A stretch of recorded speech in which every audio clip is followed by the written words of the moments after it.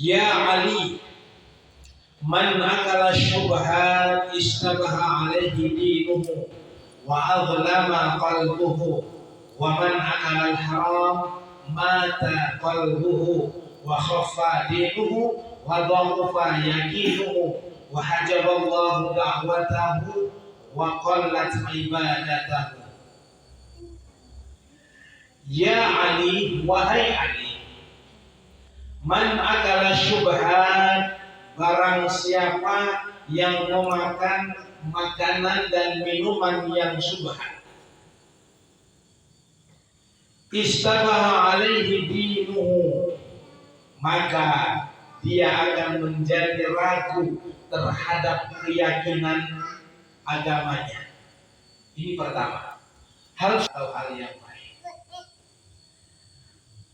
Selanjutnya, waman akal haram, barang siapa yang memakan makanan dan minuman yang haram, mata qalbuhu, hatinya menjadi mati, wa khaffa dinuhu,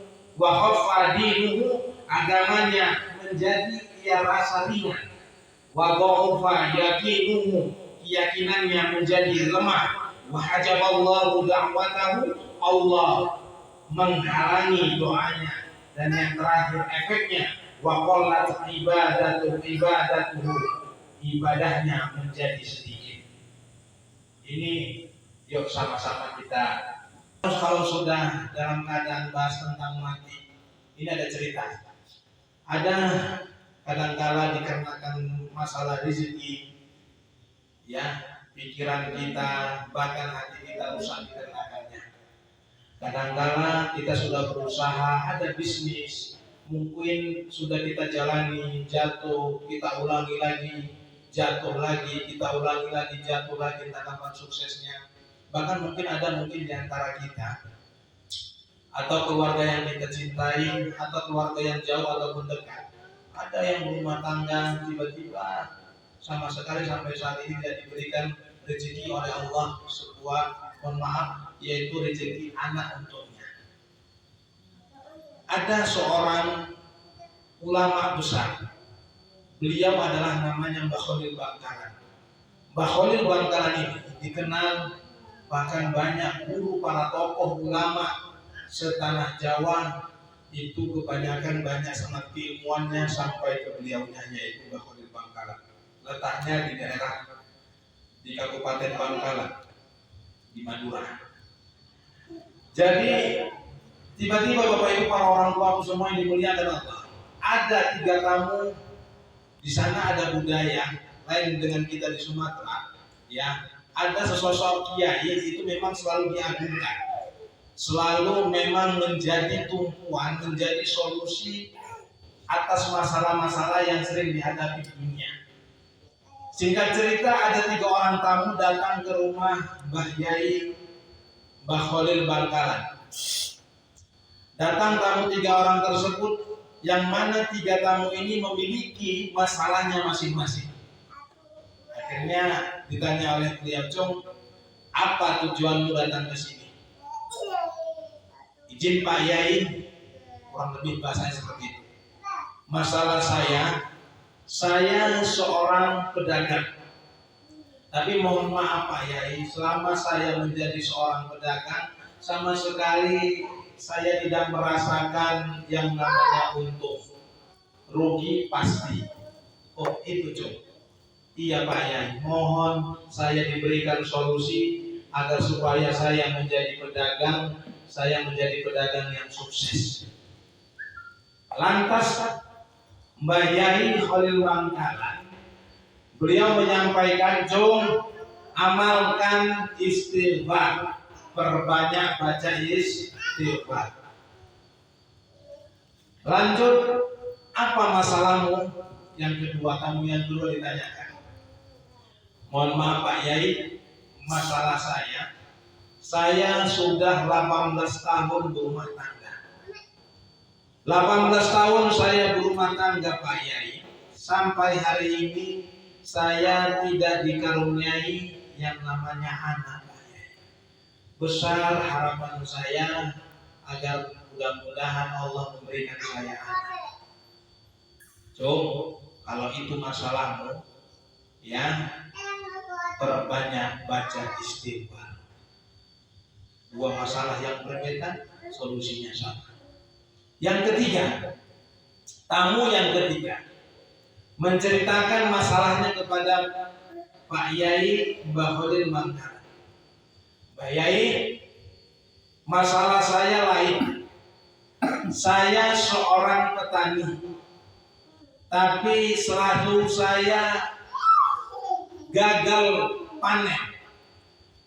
Jangankan cerita hutang Mbah Yai, mau lunas, hutang tak kunjung lunas, bahkan terus bertambah. Coba bapak ibu orang tua semua yang dimuliakan Allah. Petani ya payah untuk melunasi hutang, bahkan hutangnya terus bertambah menumpuk-numpuk.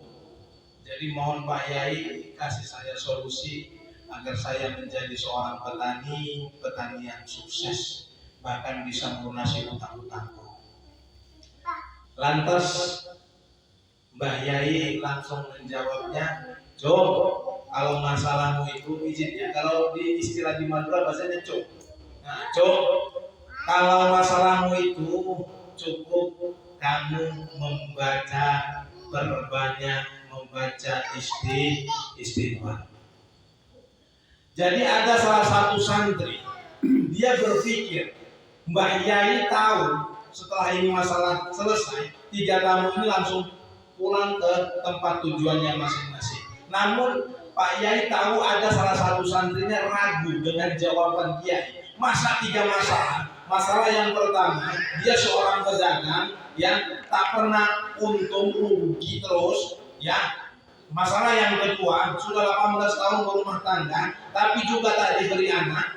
Masalah yang ketiga, dia seorang petani yang payah untuk melunasi hutang, bahkan hutangnya numpuk terus. Solusinya dikasih cuma satu, sama-sama suruh perbanyak baca istighfar.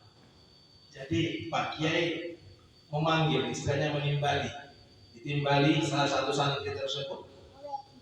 Akhirnya menjelaskan, "Jom, kamu ragu dengan jawaban saya."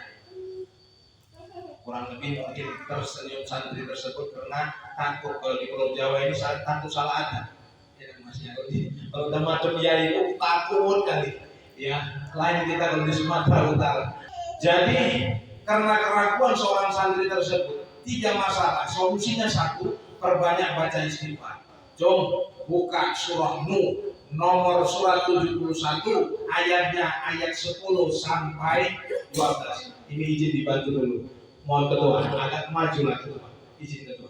Enggak, biar masuk, biar semua peserta pun istilahnya dimanapun berada bisa tahu. Izin, mohon dibantu. Ayat 10 sampai 12. Ya, bahasa artinya. Bismillahirrahmanirrahim. Surat Nuh ayat 10 artinya, maka aku berkata kepada mereka, mohonlah ampun kepada Tuhanmu, sungguh Dia Maha Pengampun.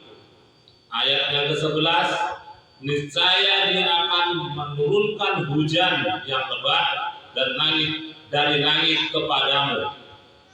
Ayat ke-12, dan Dia memperbanyak harta dan anak-anakmu dan mengadakan kebun-kebun untukmu dan mengadakan sungai-sungai untukmu. Shadaqallahul Azim. Alhamdulillah, sudah dibacakan, terima kasih ketua kami. Ya, jadi setelah dibacanya surah Nuh nomor surah 71 ayat 10 sampai 12, langsung si santri tersebut puas akan jawaban Pak Yai. Masalah berbeda, cukup kita perbanyak istighfar.